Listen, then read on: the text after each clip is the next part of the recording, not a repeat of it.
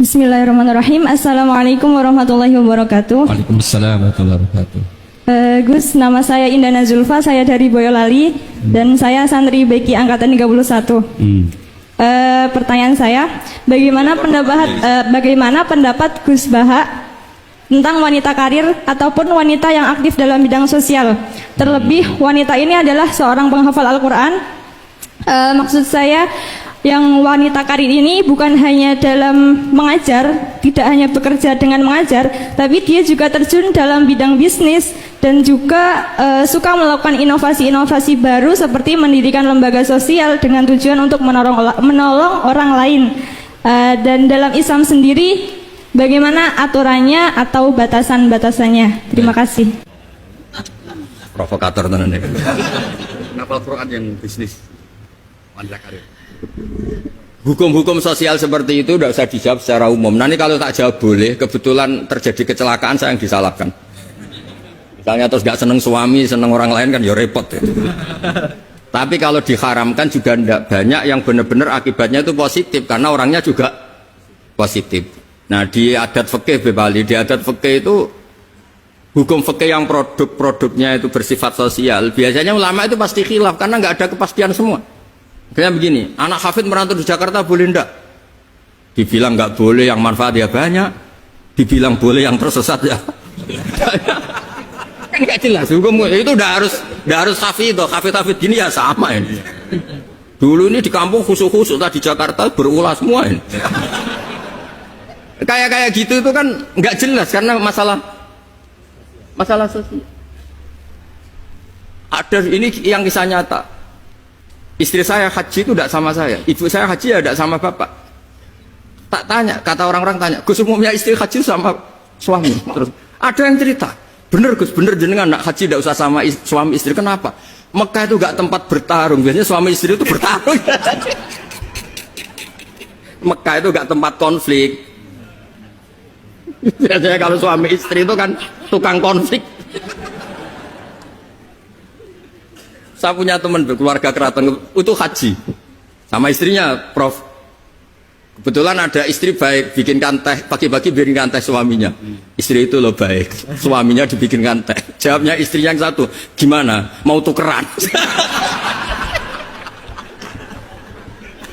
Padahal muji aja jadi perkara itu.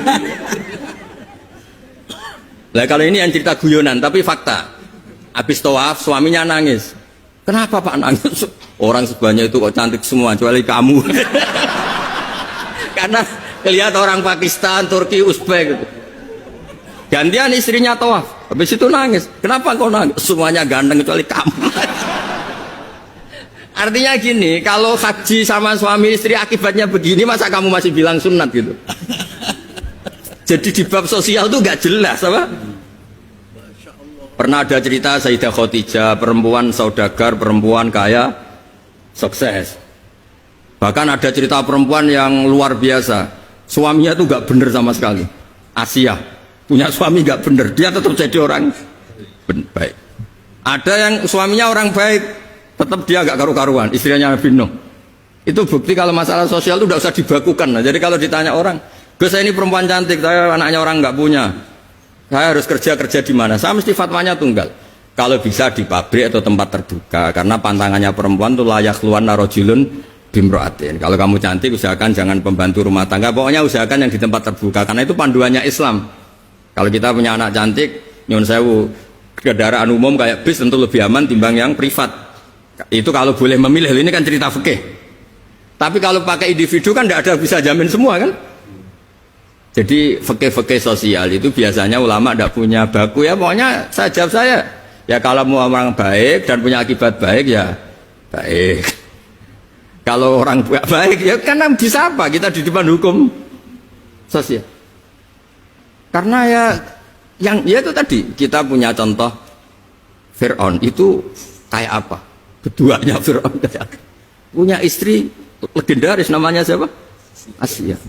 Nabi Nuh kayak apa? Punya istri seperti jadi misteri kan enggak?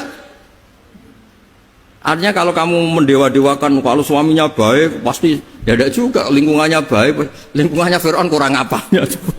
Kurang kelirunya, sekeliru-kelirunya, tapi tetap Nah terus yang terakhir ini saya saran, kamu ngadepi zaman modern itu harus baca Quran. Quran itu diantara yang dipaparkan mimbaini farsi wadamil labanan khalisan sa'iqal lisyaribin.